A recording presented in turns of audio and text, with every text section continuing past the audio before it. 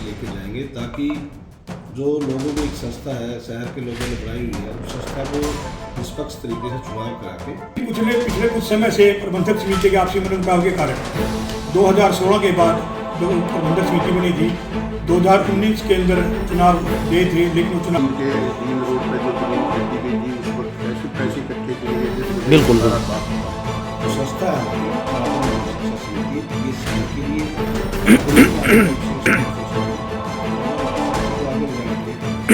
लेकिन हम ऐसा नहीं है। बहुत ज़्यादा गरीब आप हमारे को बताएं, कोई भी बच्चा ऐसा मिलेगा जिसको बगैर पैसे के वो शिक्षा नहीं दे पा रहा। ऐसा है जी, 2019 से हमारे सनातन धर्म शिक्षा समिति की चुनाव पेंडिंग थे। उसके लिए एक एडहॉक कमेटी नियुक्त की गई, जो लगातार रिवाइज होती गई, जिसका लगभग 4 साल से ऐसा ही चल रहा था। अब माननीय रजिस्ट्रार जनरल के आदेशानुसार डीआर ऑफिस जींद ने आदेश किए हैं। इसके अंदर एडमिनिस्ट्रेटर नियुक्त किए गए हैं वीरेंद्र सहरावत जी, जो डीएमसी जींद है। उनके साथ एक 3 सदस्यीय कमेटी सलाहकार समिति की नियुक्त की है, जिसमें बड़े भाई भगवान दास जी, पूर्व प्रधान भाई भूषण जी और स्वयं मेरे को, तीनों सदस्यों को नियुक्त किया गया है। और इस समिति के अंदर जो चुनाव बहुत दिनों से पेंडिंग है, अब वो चुनाव कराने की प्रक्रिया को हम आगे लेके जाएंगे, ताकि जो लोगों की एक संस्था है, शहर के लोगों ने बनाई हुई है, उस संस्था को निष्पक्ष तरीके से चुनाव करा के इस संस्था को और आगे ले जाया जा सके। जहाँ तक बात की आपने आगे समिति के अंदर कार्य करने की, जितना भी हमारे को समय मिलेगा समिति के लिए पूरे जोरदार तरीके से, बड़ी ईमानदारी से, बड़ी मेहनत से आगे लेके जाएंगे। और जहाँ 1-2 विषय हैं कॉलेजेस के हमारे, वहाँ हमारे को ट्रांसपोर्टेशन की कमी है, बसेज वगैरह खरीद देंगे। और ये मान के चलो कि भाई बच्चों की संख्या बढ़ाएंगे और गरीब आदमी को महसूस होगा कि भाई जो संस्था है हमारी सनातन धर्म शिक्षा समिति, ये शहर के लिए है। और गरीब आदमी का विशेष रूप से इसके अंदर ध्यान रखा जाएगा और संस्था को आगे ले जाने के लिए काम करेंगे। कुछ भी छोटी मोटी जो खामियाँ होंगी, पहले वाली समितियों ने भी अच्छे ही काम किया, हम ये नहीं कहते किसी ने गलत किया, बहुत अच्छा किया है। जब तक चला हम किसी कंट्रावर्सी की वजह हम आगे बढ़ेंगे चुनाव के लिए, और जब तक रहेंगे इसके अंदर अच्छे से काम करेंगे। प्रधान जी, अगर बात करें जैसे अभी एडमिशन का समय है और प्रशासक नियुक्त कर दिया गया है, तो ऐसे में बच्चों को दिक्कत होगी एडमिशन में? और ऐसा नहीं है, प्रशासक का मतलब ये नहीं है कि उसमें एडमिशन से कोई फर्क पड़ेगा। प्रशासक लगाया है सिर्फ और सिर्फ चुनाव कराने के लिए। वो समिति का कार्यालय से चलेगा। ये नहीं है कि प्रशासक लग गया, कोई ताला लग गया। वो कंटिन्यूली जो बातें चल रही हैं, बच्चों का आना जाना पढ़ना, उनमें कोई फर्क नहीं किसी प्रकार का। समिति हैंडल करेगी बस आपको सब? वो तो सिर्फ और सिर्फ सदस्य, 3 सदस्य और प्रशासक, उनका किसी प्रिंसिपल से कोई लेना देना नहीं है। वो स्कूल के अंदर किसी प्रकार की कोई दिक्कत परेशानी नहीं आएगी। वो तो सिर्फ प्रशासक तो चुनाव कराने के लिए लगा है। बिल्कुल बिल्कुल। उससे कोई बच्चों की पढ़ाई से उससे कोई लेना देना नहीं है। बच्चों की पढ़ाई अच्छे से हो, समिति नहीं बने, एडहॉक कमेटी खत्म हो, शहर के लोग अच्छे से चुन के आए और वो समिति को और आगे ले जाए। समिति तो सिर्फ प्रशासक तो वही काम करेगा। तो कब तक प्रधान चुनाव कराना है? आज ही हमें ज्वाइन किया है, प्रशासक मुद्दे से विचार विमर्श करके इसी मंथ से कार्रवाई शुरू कर देंगे। प्रधान जी, फीस को लेकर भी ज़्यादा यही रहता है कि जैसे शहर का बड़ा स्कूल है, बड़ी संस्था है, लोगों के मन में ये रहता है कि फीस वहाँ पे ज़्यादा है, तो इसको लेकर क्या फीस कम की जाएगी, ऐसा कुछ रहेगा आगे समिति में?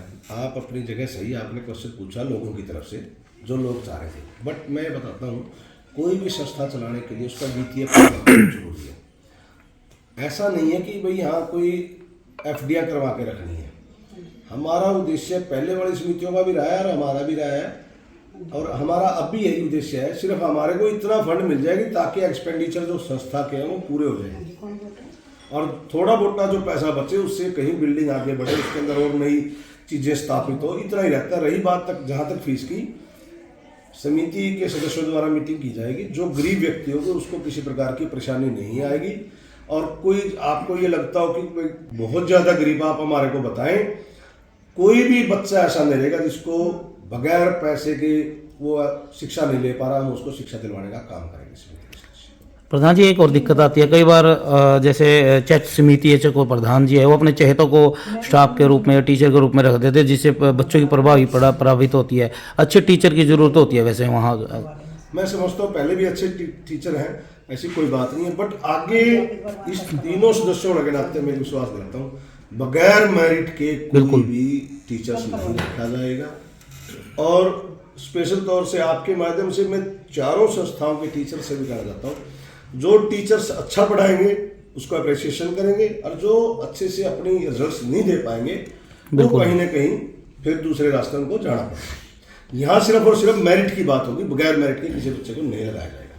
सर प्रधान जी आप बता रहे हैं क्या संस्थाएं कॉलेज के अंदर हमारी प्रिंसिपल मैडम से बात हुई अभी, उन्होंने कहा कि भी हमारे पास लगभग 140 बच्चे हैं। वो एक तो उन्होंने बताया कि बसों की कमी है कि वे बसों के बगैर बच्चे नहीं आ सकते, एक तो उसके ऊपर ध्यान दिया जाएगा। दूसरा हमारा प्रयास रहेगा कि वे नए नए कोर्सेज हों, जैसे BBA है या फैशन डिजाइनर वगैरह का है, जो भी समिति के सदस्य फैसला करेंगे वो कोर्सेज लाने का काम करेंगे। फिल्म शिक्षा समिति स्वर्गीय श्री बलबीर चंद्र जी गुप्त द्वारा बनाई गई शहरवासियों के सहयोग से एक बड़ी ही प्रसिद्ध एवं ऐतिहासिक शैक्षणिक संस्था है।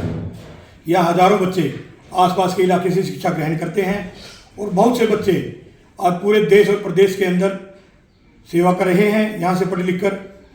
और लेकिन पिछले कुछ वर्षों से जो प्रबंधक समिति जो इस स्कूलों की देखरेख के लिए बनाई गई थी, बलबीर जी ने कुछ शहर के बुद्धिजीवी सदस्यों को, दानवीरों को इसलिए चुना था ताकि आने वाले समय के अंदर वो स्कूल का पूरा सहयोग करें और स्कूल को अपने नियंत्रण में रखकर इसको बढ़िया तरीके से चलाएं। लेकिन पिछले कुछ समय से प्रबंधक समिति के आपसी मनमुटाव के कारण 2016 के बाद जो प्रबंधक समिति बनी थी, 2019 के अंदर चुनाव दे थे, लेकिन वो चुनाव समय पर नहीं हो सकी। उसके बाद एडहॉक कमेटी बनाई गई चुनाव करवाने के लिए, लेकिन एडहॉक कमेटी किसी कारणवश चुनाव नहीं करवा सकी। अब माननीय रजिस्ट्रार जनरल के आदेश से जो नई कमेटी और एडमिनिस्ट्रेटर साहब को लगाया गया है, इसका यही मेन उद्देश्य है कि नई समिति इस संस्था के चुनाव करवाएं, ताकि लोगों का विश्वास जो इस प्रबंधक समिति से लोगों के अंदर एक भावना बन चुकी है, लोग उस भावना को, उस विश्वास को बहाल करने के लिए हम काम करेंगे, ताकि पूरे शहर की एक बड़ी पुरानी संस्था उसी ठर्रे पर जिस तरीके से पहले लोग इसको इज्जत की निगाह से देखते थे, उसी निगाह से इस संस्था को देखें। और हम ये लोगों को यकीन दिलाना चाहते हैं कि बगैर किसी गैर राजनीतिक तौर पर, बगैर किसी राजनीति के हस्तक्षेप के इस संस्था को चलाने के अंदर और इस संस्था को आगे बढ़ाने के लिए दिन रात मेहनत करके माननीय एडमिनिस्ट्रेटर साहब के कंधे से कंधा मिलाकर यहाँ हम शिक्षा के स्तर को सुधारने का काम करेंगे और ज़्यादा से ज़्यादा संख्या में यहाँ छात्र अब शिक्षा ग्रहण करें। इसके लिए जो भी कमी है उनको दूर करने का प्रयत्न करेंगे और जल्दी से जल्दी चुनाव करवाकर लोकतांत्रिक तरीके से जो यहाँ 996 सदस्यों की एक संस्था है उसको नई प्रबंधक समिति को सौंपने का कार्य करेंगे।